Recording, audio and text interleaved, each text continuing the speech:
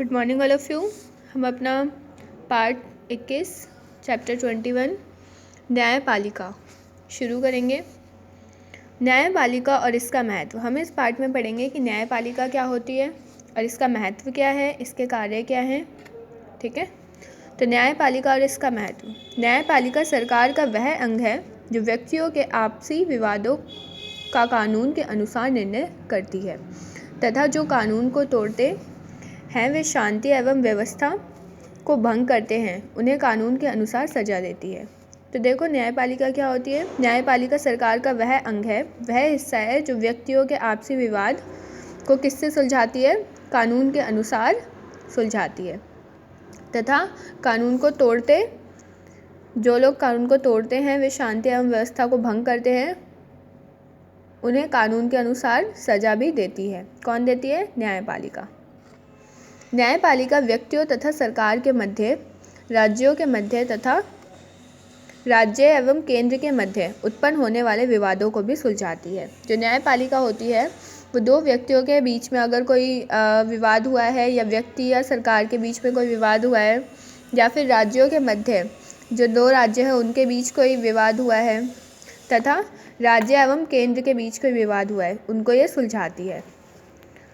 लोकतंत्र में एक स्वतंत्र तथा निष्पक्ष न्यायपालिका का होना आवश्यक है। जो लोकतंत्र है यानी डेमोक्रेसी है, उसमें स्वतंत्र और निष्पक्ष न्यायपालिका का होना बहुत ज़रूरी है। स्वतंत्र यानी कि जो सबसे स्वतंत्र हो और निष्पक्ष यानी कि जो निष्पक्ष होकर फैसला ले सके, किसी के पक्ष में ना ले, ऐसे न्यायपालिका का होना लोकतंत्र में बहुत ज़्यादा आवश्यक है।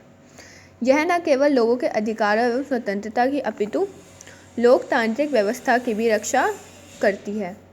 और ये जो है वो क्या करती है, ना तो केवल लोगों के अधिकारों और स्वतंत्रता की रक्षा करती है, ये लोकतांत्रिक व्यवस्था जो होती है उसकी भी रक्षा करती है।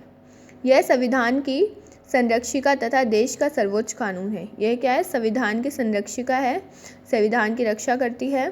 कौन? न्यायपालिका। और देश का सर्वोच्च कानून, देश का सबसे ऊपर रखा गया जो कानून है वो क्या है? सर्वोच्च न्यायालय का कानून है, यानी न्यायपालिका का। ठीक है, यह अपने समक्ष विचार के लिए लाए गए विवादों के संबंध में कानूनों को लागू करती है। तो ये क्या करती है? अपने समक्ष में जो विचार लाए गए हैं उसके संबंध में, जो विवाद लाए गए हैं उसके संबंध में जो कानून है उन्हें लागू करती है, उनकी व्याख्या करती है, उनके बारे में बताती है तथा वर्तमान कानूनों को का नया अर्थ व विस्तार प्रदान करती है। और जो वर्तमान कानून बनाए जा रहे हैं उसको अर्थ प्रोवाइड करती है और साथ में उसका विस्तार भी करती है। ठीक है, अगला टॉपिक है भारतीय न्यायिका व्यवस्था। भारत में न्याय की व्यवस्था कैसी है? भारतीय न्यायिका प्रणाली समेकित है।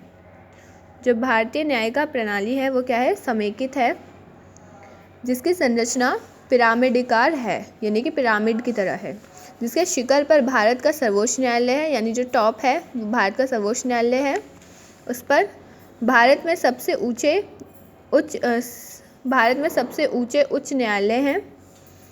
राज्य के जिलों के निचले न्यायालय उच्च न्यायालयों के अधीन होते हैं।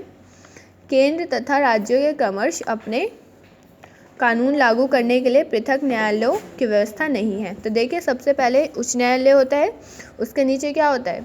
राज्य का न्यायालय, सबसे पहले सर्वोच्च न्यायालय, फिर उच्च न्यायालय, उसके नीचे फिर निचले न्यायालय होते हैं कुछ राज्य में उच्च न्यायालय के नीचे। ठीक है, तो ये ऐसे ही पिरामिड शेप का क्या है हमारे यहाँ न्यायिका व्यवस्था है। और जो राज्य है उसके पास और जो केंद्र सरकार है उसके पास कोई भी ऐसी व्यवस्था नहीं है कि दोनों अलग अलग कानून से न्याय कर पाएँ। दोनों के पास एक ही कानून होता है न्याय करने के लिए।